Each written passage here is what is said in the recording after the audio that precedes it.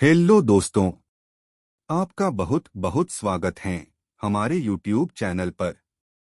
आज हम एक नया विषय लेकर आप सभी के बीच आए हैं। वो है भूकंप, जिसे हम अंग्रेजी में अर्थक्वेक कहते हैं। अर्थक्वेक, जिसे क्वेक, ट्रेमर या टेम्पलर भी कहा जाता है, पृथ्वी की सतह का हिलना है जो लिथोस्फीयर में ऊर्जा के अचानक निकलने के परिणामस्वरूप होता है, जो भूकंपीय तरंगे बनाता है। भूकंप की तीव्रता अलग अलग हो सकती है, जो इतनी कमजोर होती है कि उसे महसूस नहीं किया जा सकता, से लेकर इतनी हिंसक हो सकती है कि वह वस्तुओं और लोगों को हवा में उछाल दे, महत्वपूर्ण बुनियादी ढांचे को नुकसान पहुंचाए और पूरे शहर में तबाही मचा दे। किसी क्षेत्र की भूकंपीय गतिविधि एक विशेष समय में अनुभव किए गए भूकंपों की आवृत्ति, प्रकार और आकार है। पृथ्वी में किसी विशेष स्थान पर भूकंपीयता प्रति इकाई आयतन में भूकंपीय ऊर्जा के निकलने की औसत दर है। अपने सबसे सामान्य अर्थ में, भूकंप शब्द का उपयोग किसी भी भूकंपीय घटना का वर्णन करने के लिए किया जाता है जो भूकंपीय तरंगें उत्पन्न करती है। भूकंप प्राकृतिक रूप से आ सकते हैं या मानवीय गतिविधियों जैसे खनन, फ्रैकिंग और परमाणु हथियारों के परीक्षण से प्रेरित हो सकते हैं। टूटने के शुरुआती बिंदु को हाइपोसेंटर या फोकस कहा जाता है, जबकि इसके ठीक ऊपर का जमीनी स्तर उपरिकेंद्र होता है। भूकंप मुख्य रूप से भूगर्भीय दोषों के कारण आते हैं, लेकिन ज्वालामुखी, भूस्खलन और अन्य भूकंपीय घटनाओं के कारण भी आते हैं। महत्वपूर्ण ऐतिहासिक भूकंपों में चीन में 1556 का शानक्सी भूकंप शामिल है, जिसमें 8,30,000 से अधिक मौतें हुईं, और चिली में 1960 का वाल्डिविया भूकंप, जो 9.5 तीव्रता का अब तक का सबसे बड़ा भूकंप था। भूकंप के परिणामस्वरूप विभिन्न प्रभाव होते हैं, जैसे कि जमीन का हिलना और मिट्टी का द्रवीकरण, जिससे महत्वपूर्ण क्षति और जानमाल का नुकसान होता है। जब किसी बड़े भूकंप का केंद्र अपतटीय क्षेत्र में स्थित होता है, तो सुनामी पैदा करने के लिए समुद्र तल पर्याप्त रूप से विस्थापित हो सकता है। भूकंप भूस्खलन को ट्रिगर कर सकते हैं। भूकंप की घटना दोषों के साथ टेक्टोनिक आंदोलनों से प्रभावित होती है, जिसमें सामान्य, रिवर्स थ्रस्ट और स्ट्राइक स्लिप दोष शामिल हैं, जिसमें लोचदार रिबाउंड सिद्धांत द्वारा नियंत्रित ऊर्जा रिलीज और टूटने की गतिशीलता होती है। भूकंप के जोखिमों को प्रबंधित करने के प्रयासों में भूकंपीय रेट्रोफिटिंग और भूकंप इंजीनियरिंग सहित पूर्वानुमान और तैयारी शामिल है, ताकि झटकों को झेलने वाली संरचनाओं को डिजाइन किया जा सके। भूकंप का सांस्कृतिक प्रभाव मिथकों, धार्मिक विश्वासों और आधुनिक मीडिया तक फैला हुआ है, जो मानव समाज पर उनके गहन प्रभाव को दर्शाता है। इसी तरह की भूकंपीय घटनाएं, जिन्हें मंगल भूकंप और चंद्र भूकंप के रूप में जाना जाता है, अन्य खगोलीय पिंडों पर देखी गई हैं, जो पृथ्वी से परे ऐसी घटनाओं की सार्वभौमिकता को दर्शाती हैं। शब्दावली: भूकंप पृथ्वी की सतह का हिलना है जो स्थलमंडल में ऊर्जा के अचानक निकलने के परिणामस्वरूप होता है, जो भूकंपीय तरंगे बनाता है। भूकंप को क्वेक, ट्रेमर या टेम्पलर भी कहा जा सकता है। शब्द ट्रेमर का उपयोग गैर भूकंपीय गड़गड़ाहट के लिए भी किया जाता है। अपने सबसे सामान्य अर्थ में, भूकंप कोई भी भूकंपीय घटना है, चाहे वह प्राकृतिक हो या मनुष्यों द्वारा उत्पन्न, जो भूकंपीय तरंगें उत्पन्न करती है। भूकंप ज्यादातर भूगर्भीय दोषों के टूटने के कारण होते हैं, लेकिन ज्वालामुखी गतिविधि, भूस्खलन, खदान विस्फोट, फ्रैकिंग और परमाणु परीक्षण जैसी अन्य घटनाओं के कारण भी होते हैं। भूकंप के शुरुआती टूटने के बिंदु को इसका हाइपोसेंटर या फोकस कहा जाता है। उपरिकेंद्र हाइपोसेंटर के ठीक ऊपर जमीनी स्तर पर स्थित बिंदु है। किसी क्षेत्र की भूकंपीय गतिविधि किसी विशेष समय में अनुभव किए गए भूकंपों की आवृत्ति, प्रकार और आकार है। पृथ्वी में किसी विशेष स्थान पर भूकंपीयता प्रति इकाई आयतन में भूकंपीय ऊर्जा रिलीज की औसत दर है। प्रमुख उदाहरण। मुख्य लेख भूकंपों की सूची। 1900 से 2017 तक भूकंप M6.0+। 1900 से 2018 तक 8.0 और उससे अधिक तीव्रता वाले भूकंप। बुलबुलों की स्पष्ट 3D मात्रा उनके संबंधित घातक परिणामों के लिए रैखिक रूप से आनुपातिक है। दर्ज इतिहास में सबसे विनाशकारी भूकंपों में से एक 1556 शानक्सी भूकंप था, जो 23 जनवरी 1556 को चीन के शानक्सी में हुआ था। 1 लाख से ज्यादा लोग मारे गए और बाद में उत्प्रवास, प्लेग और अकाल के कारण इस क्षेत्र में 8,30,000 से ज्यादा लोगों की जान चली गई। इस क्षेत्र के ज्यादातर घर याओडोंग थे, लोएस पहाड़ियों को काटकर बनाए गए घर, और इन संरचनाओं के ढहने से कई लोग मारे गए। 1976 का तांगशान भूकंप, जिसमें 2,40,000 से 6,55,000 लोग मारे गए, 20वीं सदी का सबसे घातक भूकंप था। 1960 का चिली भूकंप सबसे बड़ा भूकंप है जिसे सीस्मोग्राफ पर मापा गया है, जो 22 मई 1960 को 9.5 तीव्रता तक पहुंच गया था। इसका केंद्र कैनेटे, चिली के पास था। इससे निकलने वाली ऊर्जा अगले सबसे शक्तिशाली भूकंप गुड फ्राइडे भूकंप 27 मार्च 1964 से लगभग दोगुनी थी, जिसका केंद्र प्रिंस विलियम साउंड, अलास्का था। दर्ज किए गए 10 सबसे बड़े भूकंप सभी मेगाथ्रस्ट भूकंप थे, हालांकि इन 10 में से केवल 2004 का हिंद महासागर भूकंप ही इतिहास के सबसे घातक भूकंपों में से एक है। जिन भूकंपों ने सबसे ज्यादा जानमाल का नुकसान किया, वे शक्तिशाली तो थे, लेकिन घातक भी थे, क्योंकि वे या तो घनी आबादी वाले इलाकों या समुद्र के नजदीक थे, जहां भूकंप अक्सर सुनामी पैदा करते हैं जो हजारों किलोमीटर दूर समुदायों को तबाह कर सकते हैं। जानमाल के सबसे ज्यादा नुकसान के जोखिम वाले क्षेत्रों में वे शामिल हैं जहां भूकंप अपेक्षाकृत दुर्लभ लेकिन शक्तिशाली होते हैं, और वे गरीब क्षेत्र जहां भूकंपीय भवन संहिताएं ढीली, लागू नहीं होती या मौजूद नहीं होती हैं। घटना। 3 तरह के दोष। अ. Strike slip. बी. सामान्य। सी. रिवर्स। टेक्टोनिक भूकंप पृथ्वी पर कहीं भी आते हैं जहां एक दोष तल के साथ फ्रैक्चर प्रसार को चलाने के लिए पर्याप्त संग्रहित लोचदार तनाव ऊर्जा होती है। एक दोष के किनारे एक दूसरे के पास से आसानी से और भूकंपीय रूप से तभी आगे बढ़ते हैं जब दोष सतह पर कोई अनियमितता या असमानता न हो जो घर्षण प्रतिरोध को बढ़ाती है। अधिकांश दोष सतहों में ऐसी असमानताएं होती हैं जो स्टिकस्लिप व्यवहार का एक रूप ले लेती हैं।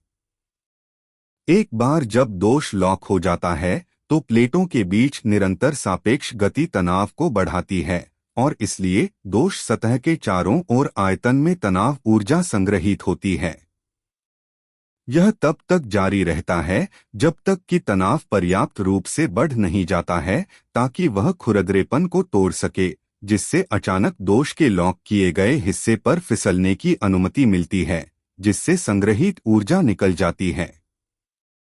यह ऊर्जा विकिरणित लोचदार तनाव भूकंपीय तरंगों, दोष सतह के घर्षण तापन और चट्टान के टूटने के संयोजन के रूप में निकलती है, जिससे भूकंप आता है। तनाव और तनाव के क्रमिक निर्माण की यह प्रक्रिया कभी-कभी अचानक भूकंप विफलता से बाधित होती है, जिसे लोचदार प्रतिक्षेप सिद्धांत कहा जाता है।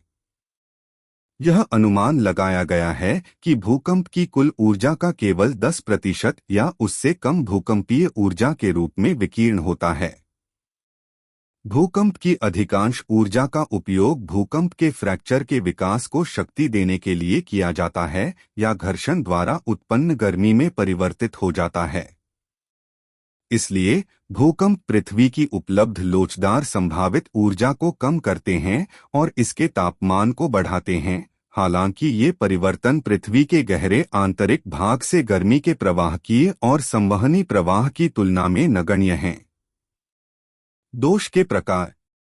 अधिक जानकारी, दोष, भूविज्ञान और स्ट्राइक और डिप। दोष के 3 मुख्य प्रकार हैं, जिनमें से सभी एक इंटरप्लेट भूकंप का कारण बन सकते हैं: सामान्य, रिवर्स थ्रस्ट और स्ट्राइक स्लिप। सामान्य और रिवर्स फॉल्टिंग डिप स्लिप के उदाहरण हैं, जहां दोष के साथ विस्थापन डिप की दिशा में होता है और जहां उन पर आंदोलन में एक ऊर्ध्वाधर घटक शामिल होता है।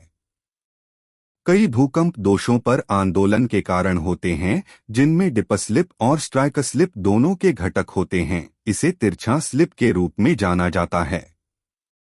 पृथ्वी की पपड़ी का सबसे ऊपरी भंगुर हिस्सा और टेक्टोनिक प्लेटों के ठंडे स्लैब जो गर्म मेंटल में उतर रहे हैं, हमारे ग्रह के एकमात्र हिस्से हैं जो लोचदार ऊर्जा को संग्रहित कर सकते हैं और इसे दोष टूटने में छोड़ सकते हैं। लगभग 300 डिग्री सेल्सियस 572 डिग्री फ़ारेनहाइट से अधिक गर्म चट्टानें तनाव की प्रतिक्रिया में बहती हैं। वे भूकंप में नहीं टूटती हैं। टूटने और मैप किए गए दोषों, जो एक ही टूटने में टूट सकते हैं, की अधिकतम देखी गई लंबाई लगभग 1000 किलोमीटर 620 मील है। उदाहरण के लिए अलास्का 1957, चिली 1960 और सुमात्रा 2004 में आए भूकंप, ये सभी सबडक्शन जोन में हैं। स्ट्राइक स्लिप दोषों पर सबसे लंबे भूकंप के टूटने, जैसे सैन एंड्रियास फॉल्ट 1857 1906, तुर्की में उत्तरी एनाटोलियन फॉल्ट 1939 और अलास्का में Denali fault 2002 subducting plate margin के साथ लंबाई के लगभग आधे से एक तिहाई लंबे हैं और सामान्य दोषों के साथ वे और भी छोटे हैं। सामान्य दोष। सामान्य दोष मुख्य रूप से उन क्षेत्रों में होते हैं जहां क्रस्ट का विस्तार हो रहा है, जैसे कि एक अपसारी सीमा। सामान्य दोषों से जुड़े भूकंप आम तौर पर 7 परिमाण से कम होते हैं। कई सामान्य दोषों के साथ अधिकतम परिमाण और भी सीमित हैं, क्योंकि उनमें से कई आइसलैंड की तरह फैलने वाले केंद्रों के साथ स्थित हैं, जहां भंगुर परत की मोटाई केवल 6 किलोमीटर 3.7 मील है। रिवर्स दोष। रिवर्स दोष उन क्षेत्रों में होते हैं जहां क्रस्ट छोटा हो रहा है, जैसे कि अभिसारी सीमा पर। रिवर्स दोष विशेष रूप से अभिसारी सीमाओं के साथ सबसे शक्तिशाली भूकंपों, जिन्हें मेगाथ्रस्ट भूकंप कहा जाता है, से जुड़े होते हैं, जिनमें लगभग सभी 8 या उससे अधिक परिमाण के होते हैं। मेगाथ्रस्ट भूकंप दुनिया भर में जारी कुल भूकंपीय क्षण के लगभग 90% के लिए जिम्मेदार हैं। स्ट्राइक स्लिप दोष। स्ट्राइक स्लिप दोष खड़ी संरचनाएं हैं, जहां दोष के 2 पक्ष क्षैतिज रूप से एक दूसरे के पीछे खिसकते हैं। परिवर्तन सीमाएं एक विशेष प्रकार की स्ट्राइक स्लिप दोष हैं। स्ट्राइक स्लिप दोष विशेष रूप से महाद्वीपीय परिवर्तन लगभग 8 परिमाण तक के बड़े भूकंप उत्पन्न कर सकते हैं। स्ट्राइक स्लिप दोष लगभग लंबवत रूप से उन्मुख होते हैं, जिसके परिणामस्वरूप भंगुर क्रस्ट के भीतर लगभग 10 किलोमीटर 6.2 मील की चौड़ाई होती है। इस प्रकार 8 से अधिक परिमाण वाले भूकंप संभव नहीं हैं। इसके अलावा 3 दोष प्रकारों में तनाव के स्तर का एक पदानुक्रम मौजूद है। थ्रस्ट दोष उच्चतम, स्ट्राइक स्लिप मध्यवर्ती और सामान्य दोष निम्नतम तनाव स्तरों द्वारा उत्पन्न होते हैं। इसे सबसे बड़े मुख्य तनाव की दिशा, उस बल की दिशा पर विचार करके आसानी से समझा जा सकता है जो दोष के दौरान चट्टान के द्रव्यमान को धकेलता है।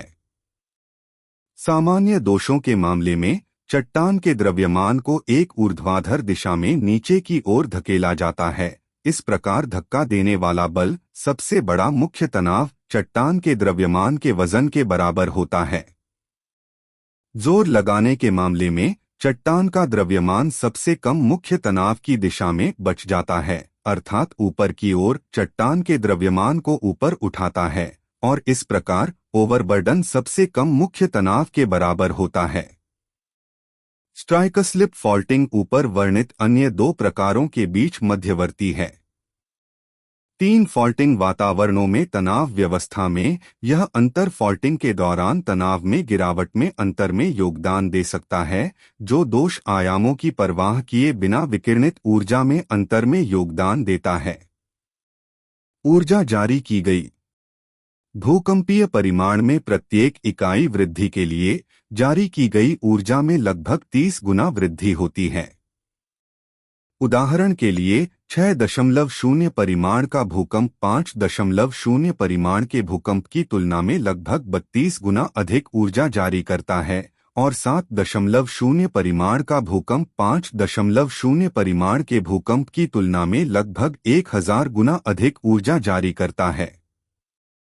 8.6 तीव्रता का भूकंप द्वितीय विश्व युद्ध में इस्तेमाल किए गए आकार के 10,000 परमाणु बमों के बराबर ऊर्जा जारी करता है। ऐसा इसलिए है क्योंकि भूकंप में जारी ऊर्जा और इस प्रकार इसका परिमाण उस दोष के क्षेत्र के समानुपाती होता है जो टूटता है, और तनाव में कमी। इसलिए दोष वाले क्षेत्र की लंबाई और चौड़ाई जितनी अधिक होगी, परिणामी परिमाण उतना ही अधिक होगा। हालांकि किसी दोष पर अधिकतम भूकंप परिमाण को नियंत्रित करने वाला सबसे महत्वपूर्ण पैरामीटर अधिकतम उपलब्ध लंबाई नहीं है, बल्कि उपलब्ध चौड़ाई है, क्योंकि बाद वाला 20 के कारक से भिन्न होता है।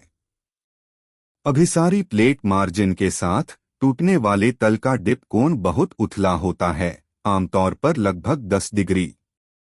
इस प्रकार पृथ्वी की शीर्ष भंगुर परत के भीतर तल की चौड़ाई 50 से 100 किमी 31 से 62 मील तक पहुंच सकती है, जैसे कि जापान में 2011 में या अलास्का में 1964 में, जिससे सबसे शक्तिशाली भूकंप संभव हो जाते हैं। फोकस। मुख्य लेख। फोकस की गहराई। टेक्टोनिक्स। अधिकांश टेक्टोनिक भूकंप रिंग ऑफ फायर में दसियों किलोमीटर से अधिक गहराई पर उत्पन्न होते हैं। 70 किलोमीटर 43 मील से कम गहराई पर होने वाले भूकंपों को उथले फोकस भूकंप के रूप में वर्गीकृत किया जाता है, जबकि 70 और 300 किलोमीटर 43 और 186 मील के बीच फोकल गहराई वाले भूकंपों को आमतौर पर मध्य फोकस या मध्यम गहराई भूकंप कहा जाता है। सबडक्शन जोन में, जहां पुरानी और ठंडी समुद्री परत किसी अन्य टेक्टोनिक प्लेट के नीचे उतरती है, गहरे फोकस भूकंप बहुत अधिक गहराई 300 से 700 किलोमीटर 190 से 430 मील तक पर हो सकते हैं। सबडक्शन के ये भूकंपीय रूप से सक्रिय क्षेत्र वडाटीबेनियोफ जोन के रूप में जाने जाते हैं। गहरे फोकस वाले भूकंप ऐसी गहराई पर आते हैं जहां उच्च तापमान और दबाव के कारण उपप्रवाहित स्थलमंडल अब भंगुर नहीं होना चाहिए। गहरे फोकस वाले भूकंपों की उत्पत्ति के लिए एक संभावित तंत्र ओलिवाइन के स्पिनल संरचना में चरण संक्रमण से गुजरने के कारण होने वाली फॉल्टिंग है। ज्वालामुखी गतिविधि। मुख्य लेख। ज्वालामुखी टेक्टोनिक भूकंप। भूकंप अक्सर ज्वालामुखी क्षेत्रों में आते हैं और टेक्टोनिक दोषों और ज्वालामुखियों में मैग्मा की गति दोनों के कारण होते हैं। ऐसे भूकंप ज्वालामुखी विस्फोटों की प्रारंभिक चेतावनी के रूप में काम कर सकते हैं, जैसा कि 1980 में माउंट सेंट हेलेंस के विस्फोट के दौरान हुआ था। भूकंप के झुंड ज्वालामुखियों में बहते मैग्मा के स्थान के लिए मार्कर के रूप में काम कर सकते हैं। इन झुंडों को सीस्मोमीटर और टिल्टमीटर, एक उपकरण जो जमीन के ढलान को मापता है, द्वारा रिकॉर्ड किया जा सकता है और आसन्न या आगामी विस्फोटों की भविष्यवाणी करने के लिए सेंसर के रूप में उपयोग किया जा सकता है। टूटना गतिशीलता। एक टेक्टोनिक भूकंप दोष सतह पर प्रारंभिक फिसलन के क्षेत्र के रूप में शुरू होता है, जो फोकस बनाता है। एक बार टूटना शुरू हो जाने के बाद यह फोकस से दूर फैलना शुरू कर देता है, दोष सतह के साथ फैलता है। पार्श्व प्रसार तब तक जारी रहेगा जब तक कि टूटना किसी अवरोध तक नहीं पहुंच जाता, जैसे कि दोष खंड का अंत या दोष पर एक ऐसा क्षेत्र जहां निरंतर टूटना की अनुमति देने के लिए अपर्याप्त तनाव है। बड़े भूकंपों के लिए टूटने की गहराई की सीमा भंगुरनीय संक्रमण क्षेत्र द्वारा नीचे की ओर और जमीन की सतह द्वारा ऊपर की ओर सीमित होगी। इस प्रक्रिया के यांत्रिकी को अच्छी तरह से समझा नहीं गया है, क्योंकि प्रयोगशाला में इस तरह की तेज हरकतों को फिर से बनाना या मजबूत जमीनी गति के कारण न्यूक्लिएशन जोन के करीब भूकंपीय तरंगों को रिकॉर्ड करना मुश्किल है। अधिकांश मामलों में टूटने की गति आसपास की चट्टान की कतरनी तरंग एस तरंग वेग के करीब पहुंचती है, लेकिन उससे अधिक नहीं होती है। इसके कुछ अपवाद हैं। सुपरशियर भूकंप। 2023 के तुर्की सीरिया भूकंप ने पूर्वी एनाटोलियन फॉल्ट के खंडों को सुपरशियर गति से तोड़ दिया। दोनों देशों में 50,000 से अधिक लोग मारे गए। सुपरशियर भूकंप के टूटने को एस तरंग वेग से अधिक गति से प्रसारित करने के लिए जाना जाता है। ये सभी अब तक बड़े स्ट्राइक स्लिप घटनाओं के दौरान देखे गए हैं। 2001 के कुनलुन भूकंप के कारण होने वाले नुकसान के असामान्य रूप से व्यापक क्षेत्र को ऐसे भूकंपों में विकसित ध्वनि बूम के प्रभावों के लिए जिम्मेदार ठहराया गया है। धीमे भूकंप। धीमे भूकंप के टूटने असामान्य रूप से कम वेग से यात्रा करते हैं। धीमे भूकंप का एक विशेष रूप से खतरनाक रूप सुनामी भूकंप है, जिसे तब देखा जाता है जब कुछ बड़े भूकंपों की धीमी प्रसार गति के कारण अपेक्षाकृत कम महसूस की जाने वाली तीव्रता पड़ोसी तट की आबादी को सचेत करने में विफल रहती है, जैसा कि 1896 के सैनरिको भूकंप में हुआ था। सहभूकंपीय अतिदबाव और छिद्र दबाव का प्रभाव। भूकंप के दौरान दोष तल पर उच्च तापमान विकसित हो सकता है, जिससे छिद्र दबाव बढ़ सकता है और परिणामस्वरूप चट्टान के भीतर पहले से मौजूद भूजल का वाष्पीकरण हो सकता है। भूकंपीय चरण में इस तरह की वृद्धि स्लिप विकास और गति को महत्वपूर्ण रूप से प्रभावित कर सकती है। भूकंप के बाद के चरण में यह आफ्टरशॉक अनुक्रम को नियंत्रित कर सकती है, क्योंकि मुख्य घटना के बाद छिद्र दबाव में वृद्धि धीरे धीरे आसपास के फ्रैक्चर नेटवर्क में फैलती है। मोहर कूलम्ब शक्ति सिद्धांत के दृष्टिकोण से द्रव दबाव में वृद्धि दोष तल पर कार्य करने वाले सामान्य तनाव को कम करती है, जो इसे जगह में रखती है, और तरल पदार्थ एक चिकनाई प्रभाव डाल सकते हैं। चूंकि थर्मल अतिदबाव दोष तल पर स्लिप और ताकत में गिरावट के बीच सकारात्मक प्रतिक्रिया प्रदान कर सकता है, इस तरह की वृद्धि आसन्न दोषों को पुनः सक्रिय करके नई दोष प्रक्रियाओं को ट्रिगर कर सकती है, जिससे आफ्टरशॉक उत्पन्न हो सकते हैं। इसी तरह पृथ्वी की पपड़ी में द्रव इंजेक्शन द्वारा कृत्रिम छिद्र दबाव वृद्धि भूकंपीयता को प्रेरित कर सकती है। ज्वारीय बल। मुख्य लेख भूकंपों की ज्वारीय ट्रिगरिंग। ज्वार कुछ भूकंपीयता को ट्रिगर कर सकते हैं। क्लस्टर। अधिकांश भूकंप एक अनुक्रम का हिस्सा होते हैं, जो स्थान और समय के संदर्भ में एक दूसरे से संबंधित होते हैं। अधिकांश भूकंप क्लस्टर में छोटे झटके होते हैं, जो बहुत कम या कोई नुकसान नहीं पहुंचाते हैं, लेकिन एक सिद्धांत है कि भूकंप एक नियमित पैटर्न में फिर से आ सकते हैं। भूकंप क्लस्टरिंग देखी गई है, उदाहरण के लिए कैलिफोर्निया के पार्कफील्ड में, जहां पार्कफील्ड भूकंप क्लस्टर के आसपास एक दीर्घकालिक शोध अध्ययन किया जा रहा है। झटके। मुख्य लेख झटके। अगस्त और अक्टूबर 2016 और जनवरी 2017 के मध्य इटली के भूकंपों की तीव्रता और झटके, जो यहां दर्शाई गई अवधि के बाद भी आते रहे। झटका एक भूकंप है जो पिछले भूकंप मुख्य झटके के बाद आता है। चट्टानों के बीच तनाव में तेज बदलाव और मूल भूकंप से तनाव इन झटकों के मुख्य कारण हैं। साथ ही टूटे हुए फॉल्ट प्लेन के आसपास की पपड़ी मुख्य झटके के प्रभावों के अनुसार समायोजित हो जाती है।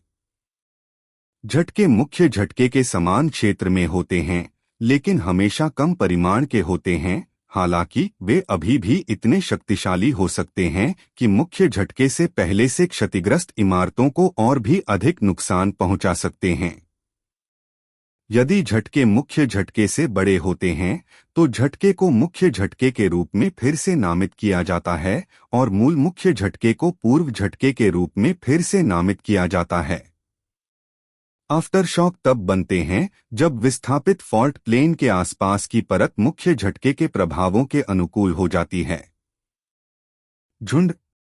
मुख्य लेख भूकंप झुंड। भूकंप झुंड एक निश्चित क्षेत्र में कम समय में आने वाले भूकंपों का क्रम है। वे भूकंप के बाद आने वाले झटकों से इस तथ्य से भिन्न होते हैं कि अनुक्रम में कोई भी भूकंप मुख्य झटका नहीं होता है, इसलिए किसी भी भूकंप की तीव्रता दूसरे की तुलना में उल्लेखनीय रूप से अधिक नहीं होती है। भूकंप झुंड का एक उदाहरण येलोस्टोन नेशनल पार्क में 2004 की गतिविधि है। अगस्त 2012 में भूकंपों के झुंड ने दक्षिणी कैलिफोर्निया की इंपीरियल वैली को हिला दिया, जिसने 1970 के दशक के बाद से इस क्षेत्र में सबसे अधिक दर्ज की गई गतिविधि दिखाई। कभी कभी भूकंप की एक श्रृंखला होती है जिसे भूकंप तूफान कहा जाता है, जहां भूकंप समूहों में एक दोष पर हमला करते हैं। प्रत्येक पिछले भूकंप के झटकों या तनाव पुनर्वितरण द्वारा ट्रिगर होता है। झटकों के समान लेकिन दोष के आसन्न खंडों पर ये तूफान वर्षों के दौरान आते हैं, जिनमें से कुछ बाद के भूकंप शुरुआती भूकंपों की तरह ही विनाशकारी होते हैं। 20वीं सदी में तुर्की में उत्तरी एनाटोलियन फॉल्ट पर आए लगभग 1 दर्जन भूकंपों के अनुक्रम में ऐसा पैटर्न देखा गया था और मध्य पूर्व में बड़े भूकंपों के पुराने असामान्य समूहों के लिए इसका अनुमान लगाया गया है। आवृत्ति। 28 दिसंबर 1908 को सिसिली और कैलाब्रिया में मेसिना भूकंप और सुनामी ने लगभग 80,000 लोगों की जान ले ली थी। यह अनुमान लगाया गया है कि हर साल लगभग 5 लाख भूकंप आते हैं, जिन्हें वर्तमान उपकरणों से पहचाना जा सकता है। इनमें से लगभग 1 लाख को महसूस किया जा सकता है। अमेरिका में कैलिफोर्निया और अलास्का जैसे स्थानों के साथ साथ El Salvador, Mexico, Guatemala, Chile, Peru, Indonesia, Philippines, Iran, Pakistan, पुर्तगाल में अजोरेस, तुर्की, New Zealand, Greece, Italy, Bharat, Nepal और जापान में दुनिया भर में छोटे भूकंप बहुत बार आते हैं। बड़े भूकंप कम बार आते हैं और यह संबंध घातीय है। उदाहरण के लिए 5 से बड़े भूकंपों की तुलना में 4 से बड़े भूकंप लगभग 10 गुना अधिक होते हैं। उदाहरण के लिए कम भूकंपीयता वाले यूनाइटेड किंगडम में यह गणना की गई है कि औसत पुनरावृत्तियां हैं हर साल 3.7, 4.6 की तीव्रता का भूकंप, हर 10 साल में 4.7, 5.5 की तीव्रता का भूकंप और हर 100 साल में 5.6 या उससे बड़ा भूकंप। यह गुटेनबर्ग रिक्टर कानून का एक उदाहरण है। भूकंपीय स्टेशनों की संख्या 1931 में लगभग 350 से बढ़कर आज कई हजार हो गई है। नतीजतन अतीत की तुलना में बहुत अधिक भूकंपों की सूचना दी जाती है, लेकिन इसका कारण भूकंपों की संख्या में वृद्धि के बजाय उपकरणों में व्यापक सुधार है। संयुक्त राज्य भूवैज्ञानिक सर्वेक्षण USGS का अनुमान है कि 1900 के बाद से प्रति वर्ष औसतन 18 बड़े भूकंप तीव्रता 7.0, 7.9 और एक बड़ा भूकंप तीव्रता 8.0 या अधिक आए हैं और यह औसत अपेक्षाकृत स्थिर रहा है। हाल के वर्षों में प्रति वर्ष बड़े भूकंपों की संख्या में कमी आई है, हालांकि यह संभवतः एक व्यवस्थित प्रवृत्ति के बजाय एक सांख्यिकीय उतार चढ़ाव है। भूकंपों के आकार और आवृत्ति पर अधिक विस्तृत आंकड़े संयुक्त राज्य भूवैज्ञानिक सर्वेक्षण से उपलब्ध हैं। हाल ही में बड़े भूकंपों की संख्या में वृद्धि देखी गई है, जिसे तीव्र टेक्टोनिक गतिविधि की अवधि के चक्रीय पैटर्न द्वारा समझाया जा सकता है, जिसमें कम तीव्रता की लंबी अवधि भी शामिल है। हालांकि भूकंपों की सटीक रिकॉर्डिंग केवल 1900 के दशक की शुरुआत में शुरू हुई, इसलिए यह स्पष्ट रूप से कहना जल्दबाजी होगी कि यह मामला है। दुनिया के अधिकांश भूकंप 90% और सबसे बड़े 81% 40,000 किलोमीटर लंबे 25,000 मील घोड़े की नाल के आकार के क्षेत्र में आते हैं, जिसे प्रशांत क्षेत्र की भूकंपीय बेल्ट कहा जाता है, जिसे प्रशांत रिंग ऑफ फायर के रूप में जाना जाता है, जो अधिकांश भाग में प्रशांत प्लेट को घेरे हुए हैं। बड़े भूकंप अन्य प्लेट सीमाओं के साथ भी आते हैं, जैसे कि हिमालय पर्वत के साथ। मेक्सिको सिटी, टोक्यो और तेहरान जैसे बड़े शहरों के उच्च भूकंपीय जोखिम वाले क्षेत्रों में तेजी से विकास के साथ कुछ भूकंप विज्ञानी चेतावनी दे रहे हैं कि एक ही भूकंप 3 मिलियन लोगों की जान ले सकता है। प्रेरित भूकंपीयता। मुख्य लेख: प्रेरित भूकंपीयता। जबकि अधिकांश भूकंप पृथ्वी की टेक्टोनिक प्लेटों की गति के कारण होते हैं, मानवीय गतिविधियां भी भूकंप पैदा कर सकती हैं। जमीन के ऊपर और नीचे दोनों तरह की गतिविधियां क्रस्ट पर तनाव और दबाव को बदल सकती हैं, जिसमें जलाशयों का निर्माण, कोयला या तेल जैसे संसाधनों को निकालना और अपशिष्ट निपटान या फ्रैकिंग के लिए भूमिगत तरल पदार्थ को इंजेक्ट करना शामिल है। इनमें से अधिकांश भूकंपों की तीव्रता कम होती है। माना जाता है कि 2011 में ओक्लाहोमा में आए 5.7 तीव्रता के भूकंप का कारण तेल उत्पादन से निकलने वाले अपशिष्ट जल को इंजेक्शन कुओं में डालना था, और अध्ययनों से पता चलता है कि पिछली सदी में आए अन्य भूकंपों का कारण राज्य का तेल उद्योग था। कोलंबिया विश्वविद्यालय के एक शोधपत्र ने सुझाव दिया कि 2008 में सिचुआन में आए 8.0 तीव्रता के भूकंप की वजह जिपिंगपू बांध से लोड होना था, हालांकि इस संबंध को निर्णायक रूप से साबित नहीं किया जा सका है। मापन और स्थान। मुख्य लेख: भूकंपीय परिमाण पैमाने और भूकंप विज्ञान। भूकंप के आकार का वर्णन करने के लिए उपयोग किए जाने वाले उपकरण पैमाने 1930 के दशक में रिक्टर पैमाने से शुरू हुए। यह किसी घटना के आयाम का अपेक्षाकृत सरल माप है और 21वीं सदी में इसका उपयोग न्यूनतम हो गया है। भूकंपीय तरंगें पृथ्वी के आंतरिक भाग से होकर गुजरती हैं और इन्हें बहुत दूर स्थित भूकंपमापी द्वारा रिकॉर्ड किया जा सकता है। सतहतरंग परिमाण को 1950 के दशक में दूर के भूकंपों को मापने और बड़ी घटनाओं के लिए सटीकता में सुधार करने के साधन के रूप में विकसित किया गया था।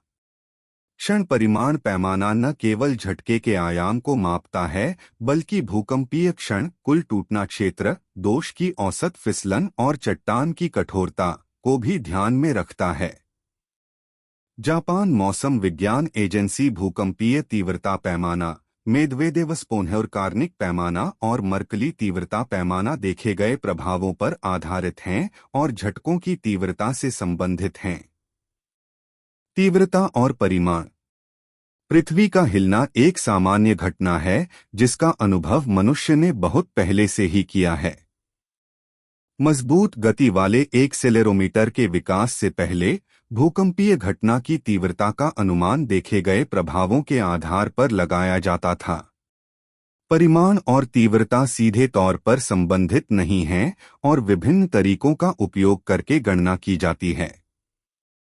भूकंप का परिमाण एक एकल मान है जो इसके स्रोत पर भूकंप के आकार का वर्णन करता है। तीव्रता भूकंप के आसपास विभिन्न स्थानों पर कंपन का माप है। तीव्रता के मान भूकंप से दूरी और अंतर्निहित चट्टान या मिट्टी की बनावट के आधार पर जगह-जगह अलग-अलग होते हैं। भूकंप की तीव्रता को मापने के लिए पहला पैमाना 1935 में चार्ल्स फ्रांसिस रिक्टर द्वारा विकसित किया गया था। बाद के पैमानों, भूकंपीय परिमाण पैमाने ने एक प्रमुख विशेषता को बरकरार रखा है, जहां प्रत्येक इकाई जमीन के हिलने के आयाम में 10 गुना अंतर और ऊर्जा में 32 गुना अंतर दर्शाती है। बाद के पैमानों को भी पैमाने की सीमाओं के भीतर लगभग समान संख्यात्मक मान रखने के लिए समायोजित किया जाता है। हालांकि मास मीडिया भूकंप की तीव्रता को रिक्टर परिमाण या रिक्टर स्केल के रूप में रिपोर्ट करता है, लेकिन अधिकांश भूकंपीय अधिकारियों द्वारा मानक अभ्यास भूकंप की तीव्रता को क्षण परिमाण पैमाने पर व्यक्त करना है, जो भूकंप द्वारा जारी वास्तविक ऊर्जा स्थिर भूकंपीय क्षण पर आधारित है। भूकंपीय तरंगें। प्रत्येक भूकंप विभिन्न प्रकार की भूकंपीय तरंगें उत्पन्न करता है, जो विभिन्न वेगों के साथ चट्टान से होकर यात्रा करती हैं। अनुदैर्ध्यपी तरंगें, शॉक या दबाव तरंगें। अनुप्रस्थ एस तरंगें, दोनों शरीर तरंगें। सतह तरंगें, रेले और लव तरंगें। भूकंपीय तरंगों की गति। ठोस चट्टान के माध्यम से भूकंपीय तरंगों का प्रसार वेग माध्यम के घनत्व और लोच पर निर्भर करते हुए लगभग 3 किमी सेकंड 1.9 मील सेकंड से लेकर 13 किमी सेकंड 8.1 मील सेकंड तक होता है। पृथ्वी के आंतरिक भाग में शॉक या पी तरंगें एस तरंगों की तुलना में बहुत तेज गति से यात्रा करती हैं, लगभग संबंध 1.71। भूकंप के केंद्र से वेधशाला तक की यात्रा के समय में अंतर दूरी का एक माप है और इसका उपयोग भूकंप के स्रोतों और पृथ्वी के भीतर संरचनाओं दोनों की छवि बनाने के लिए किया जा सकता है। साथ ही हाइपोसेंटर की गहराई की गणना मोटे तौर पर की जा सकती है। पी तरंग गति। ऊपरी क्रस्ट मिट्टी और असंगठित तलछट 2 से 3 किमी 1.2-1.9 मील प्रति सेकंड। ऊपरी क्रस्ट ठोस चट्टान 3 से 6 किमी 1.9-3.7 मील प्रति सेकंड। निचली क्रस्ट 6 से 7 किमी 3.7-4.3 मील प्रति सेकंड। गहरी मेंटल 13 किलोमीटर 8.1 मील प्रति सेकंड। इस तरंगों की गति। हल्की तलछट 2-3 किमी 1.2-1.9 मील प्रति सेकंड। पृथ्वी की पपड़ी 4-5 किमी 2.5-3.1 मील प्रति सेकंड। गहरी मेंटल 7 किलोमीटर 4.3 मील प्रति सेकंड। भूकंपीय तरंगों का आगमन।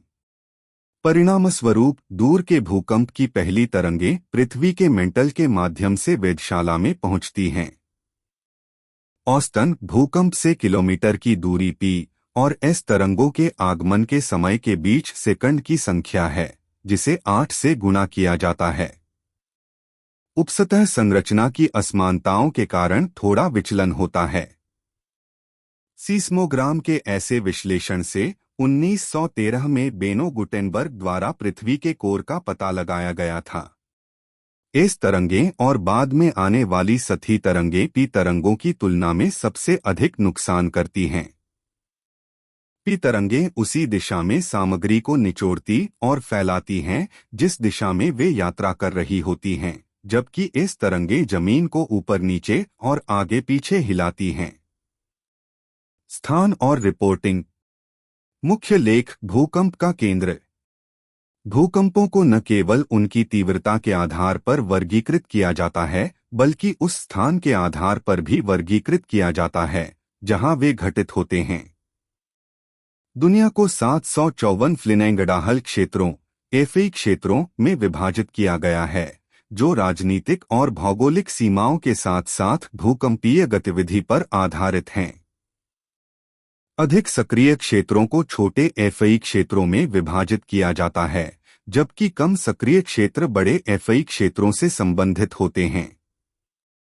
भूकंपों की मानक रिपोर्टिंग में इसकी तीव्रता, घटना की तिथि और समय, इसके केंद्र के भौगोलिक निर्देशांक, केंद्र की गहराई, भौगोलिक क्षेत्र, जनसंख्या, केंद्रों की दूरी, स्थान, अनिश्चितता, कई पैरामीटर शामिल हैं जो यूएसजीएस भूकंप रिपोर्ट में शामिल हैं। रिपोर्टिंग स्टेशनों की संख्या, अवलोकनों की संख्या आदि, और एक अद्वितीय घटना आईडी।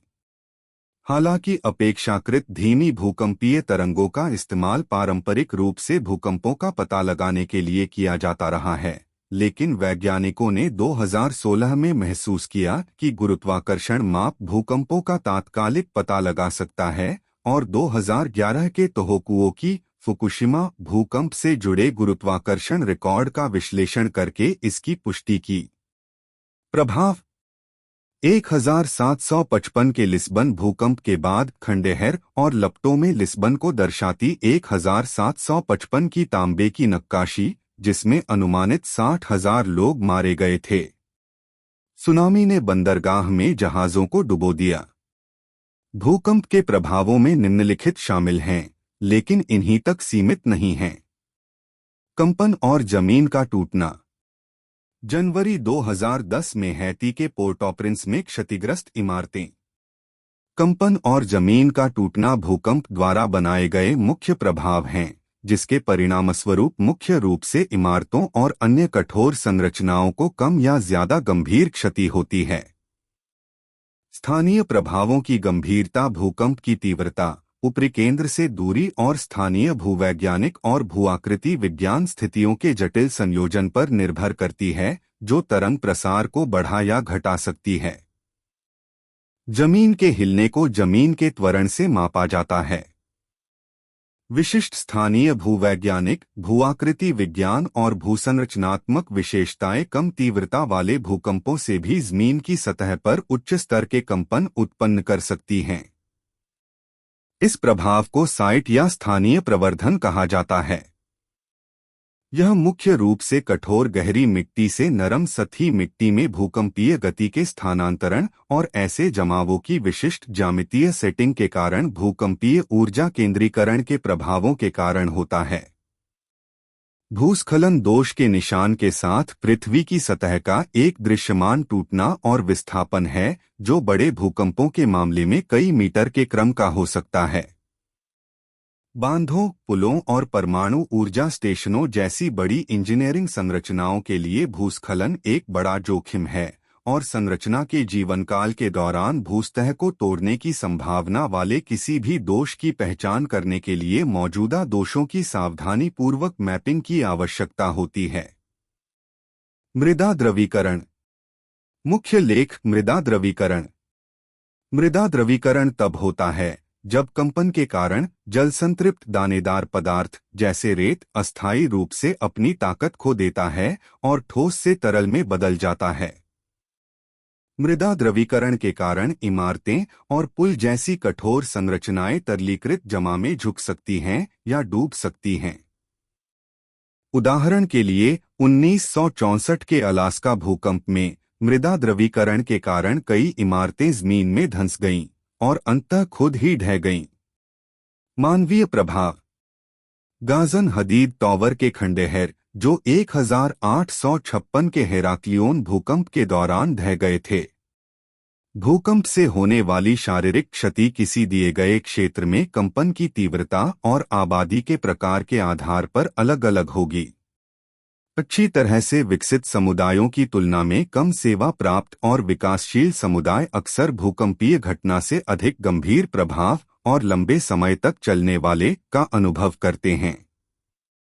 प्रभावों में शामिल हो सकते हैं चोटें और जान का नुकसान, महत्वपूर्ण बुनियादी ढांचे को नुकसान, अल्पकालिक और दीर्घकालिक, सड़कें, पुल और सार्वजनिक परिवहन नेटवर्क, पानी, बिजली, सीवर और गैस की रुकावट, संचार प्रणाली, अस्पताल, पुलिस और आग सहित महत्वपूर्ण सामुदायिक सेवाओं का नुकसान, सामान्य संपत्ति की क्षति, इमारतों का ढहना या अस्थिर होना, संभावित रूप से भविष्य में ढहने की ओर ले जाना।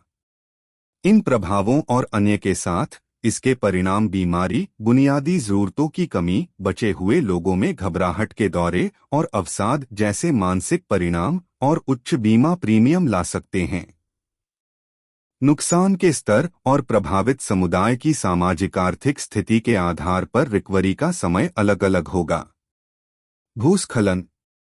अधिक जानकारी। भूस्खलन। चीन 162 भूकंपों 1772 से 2021 तक के एक अध्ययन समूह में कई श्रेणियों में अलग रहा, जिसमें भूस्खलन से होने वाली मौतें शामिल थीं। 2008 के सिचुआन भूकंप के कारण अध्ययन के भीतर सभी भूस्खलन से होने वाली मौतों में से 42% मौतें यहीं हुईं। कुल घटना में मौतें अधिक थीं। इसके बाद 1970 के अंकाश भूकंप से पेरू 22%, और 2005 के कश्मीर भूकंप से पाकिस्तान 21% का स्थान रहा। चीन 80,000 वर्ग किमी से अधिक भूस्खलन से प्रभावित सबसे अधिक क्षेत्र के साथ शीर्ष पर था। उसके बाद कनाडा 66,000 वर्ग किमी 1988 सगुएने और 1946 वैंकूवर द्वीप के साथ दूसरे स्थान पर था।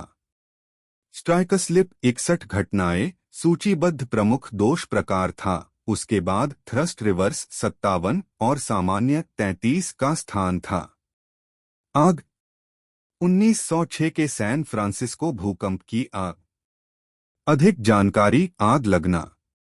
भूकंप बिजली या गैस लाइनों को नुकसान पहुंचाकर आग का कारण बन सकता है।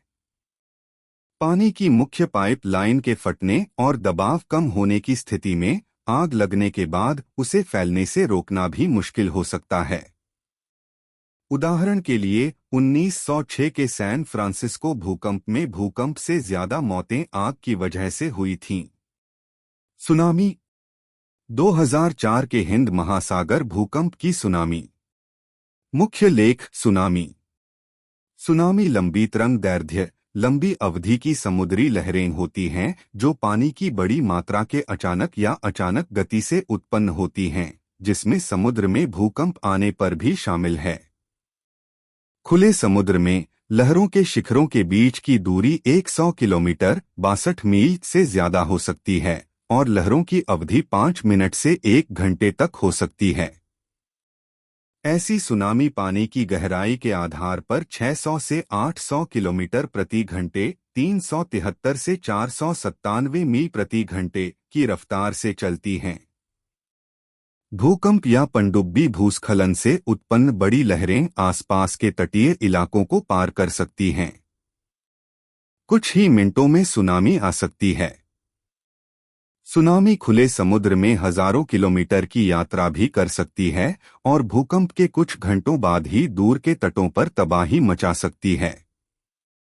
आमतौर पर 7.5 तीव्रता से कम के सबडक्शन भूकंप सुनामी का कारण नहीं बनते हैं, हालांकि इसके कुछ उदाहरण दर्ज किए गए हैं।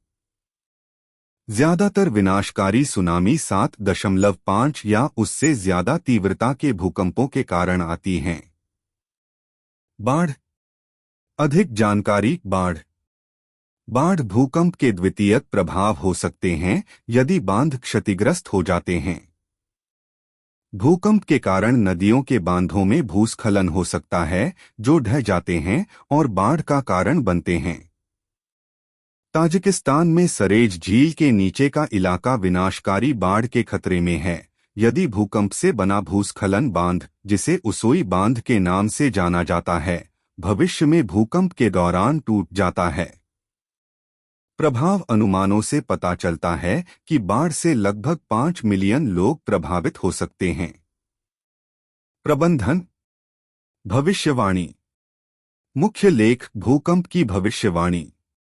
भूकंप की भविष्यवाणी भूकंप विज्ञान की एक शाखा है जो निर्दिष्ट सीमाओं के भीतर भविष्य के भूकंपों के समय, स्थान और परिमाण के विनिर्देशन से संबंधित है। भूकंप आने के समय और स्थान की भविष्यवाणी करने के लिए कई तरीके विकसित किए गए हैं। भूकंप विज्ञानियों द्वारा काफी शोध प्रयासों के बावजूद अभी तक किसी विशिष्ट दिन या महीने के लिए वैज्ञानिक रूप से पूर्वोत्पादित भविष्यवाणियां नहीं की जा सकती हैं। लोकप्रिय मान्यता यह है कि भूकंप आने से पहले सुबह सुबह भूकंप का मौसम होता है। पूर्वानुमान।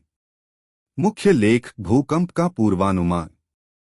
जबकि पूर्वानुमान को आमतौर पर पूर्वानुमान का एक प्रकार माना जाता है, भूकंप का पूर्वानुमान अक्सर भूकंप की भविष्यवाणी से अलग होता है।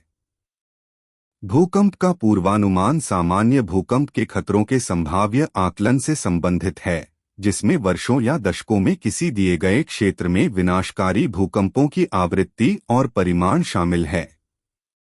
अच्छी तरह से समझे जाने वाले दोषों के लिए अगले कुछ दशकों के दौरान एक खंड के टूटने की संभावना का अनुमान लगाया जा सकता है।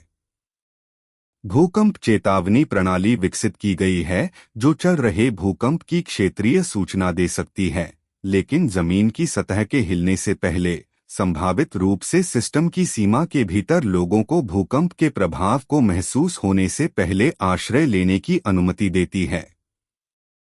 तैयारी। मुख्य लेख: भूकंप की तैयारी। भूकंप इंजीनियरिंग का उद्देश्य इमारतों, पुलों, सुरंगों, सड़कों और अन्य संरचनाओं पर भूकंप के प्रभाव का पूर्वानुमान लगाना और नुकसान के जोखिम को कम करने के लिए ऐसी संरचनाओं को डिजाइन करना है। भूकंप के प्रति उनके प्रतिरोध को बेहतर बनाने के लिए मौजूदा संरचनाओं को भूकंपीय रेट्रोफिटिंग द्वारा संशोधित किया जा सकता है। भूकंप बीमा भूकंप से होने वाले नुकसान के खिलाफ इमारत मालिकों को वित्तीय सुरक्षा प्रदान कर सकता है। जोखिमों को कम करने और परिणामों के लिए तैयार रहने के लिए सरकार या संगठन द्वारा आपातकालीन प्रबंधन रणनीतियों को नियोजित किया जा सकता है। कृत्रिम बुद्धिमत्ता इमारतों का आकलन करने और एहतियाती संचालन की योजना बनाने में मदद कर सकती है। इगोर विशेषज्ञ प्रणाली एक मोबाइल प्रयोगशाला का हिस्सा है जो चिनाई वाली इमारतों के भूकंपीय आकलन और उन पर रेट्रोफिटिंग संचालन की योजना बनाने की प्रक्रियाओं का समर्थन करती है। इसे लिस्बन, रोड्स और नेपल्स में इमारतों का आकलन करने के लिए लागू किया गया है। व्यक्ति भी तैयारी के कदम उठा सकते हैं, जैसे वाटर हीटर और भारी सामान को सुरक्षित रखना जो किसी को घायल कर सकते हैं। उपयोगिताओं के लिए शट ऑफ का पता लगाना और भूकंप शुरू होने पर क्या करना है, इसके बारे में शिक्षित होना। बड़े जल निकायों के पास के क्षेत्रों के लिए भूकंप की तैयारी में बड़े भूकंप के कारण सुनामी की संभावना शामिल है। संस्कृति में ईसा पूर्व चौथी शताब्दी में इटली में आए भूकंप को दर्शाती 1557 की एक पुस्तक की छवि।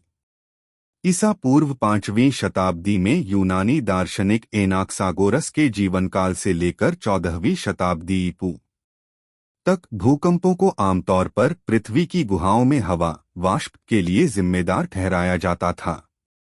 प्लिनी द एल्डर ने भूकंपों को भूमिगत गरज कहा। थेल्स ऑफ मिलेटस 625 से 547 ईसा पूर्व एकमात्र प्रलेखित व्यक्ति थे जो मानते थे कि भूकंप पृथ्वी और पानी के बीच तनाव के कारण होते हैं। नॉर्स पौराणिक कथाओं में भूकंपों को सौंदर्य और प्रकाश के देवता बाल्डर की हत्या के लिए दंडित किए जाने वाले देवता लोकी के हिंसक संघर्ष के रूप में समझाया गया था। ग्रीक पौराणिक कथाओं में पोसेडॉन भूकंप का कारण और देवता था। जापानी पौराणिक कथाओं में नामाजू एक विशाल कैटफिश है जो भूकंप का कारण बनती है। ताइवानी लोक कथाओं में तेगु एक विशाल पृथ्वी भैंस है जो भूकंप का कारण बनती है। नए नियम में मैथ्यू के सुसमाचार में यीशु की मृत्यु मैथ्यू 27:51-54 के बाद और उसके पुनरुत्थान मैथ्यू 28:2 के समय होने वाले भूकंपों का उल्लेख है। आधुनिक लोकप्रिय संस्कृति में भूकंपों का चित्रण बर्बाद हो चुके महान शहरों की यादों से आकार लेता है, जैसे कि 1995 में कोबे या 1906 में सैन फ्रांसिस्को। काल्पनिक भूकंप अचानक और बिना किसी चेतावनी के आते हैं। इस कारण से भूकंप के बारे में कहानियां आम तौर पर आपदा से शुरू होती हैं और इसके तत्काल बाद पर ध्यान केंद्रित करती हैं, जैसा कि short walk to daylight 1972, the ragged edge 1968 या आफ्टरशॉक अर्थक्वेक इन न्यूयॉर्क 1999। एक उल्लेखनीय उदाहरण हेनरिक वॉन क्लेस्ट का क्लासिक उपन्यास द अर्थक्वेक इन चिली है, जो 1647 में सैंटियागो के विनाश का वर्णन करता है। हारुकी मुराकामी का लघु कथा संग्रह आफ्टर द क्वेक 1995 के कोबे भूकंप के परिणामों को दर्शाता है। कथा साहित्य में सबसे लोकप्रिय एकल भूकंप हाइपोथेटिका है। कैलिफोर्निया के सैन एंड्रियास फॉल्ट से किसी दिन बिग वन की उम्मीद की जाती है, जैसा कि उपन्यास रिक्टर 10 1996, गुड बाय कैलिफोर्निया 1977, 2012, 2009 और सैन एंड्रियास 2015 में दर्शाया गया है। अन्य कार्यों के अलावा पृथ्वी के बाहर मुख्य लेख भूकंप प्राकृतिक घटना। भूकंप जैसी घटनाएं अन्य ग्रहों जैसे मंगल ग्रह पर मंगल भूकंप और चंद्रमा पर जैसे चंद्र भूकंप देखी गई हैं।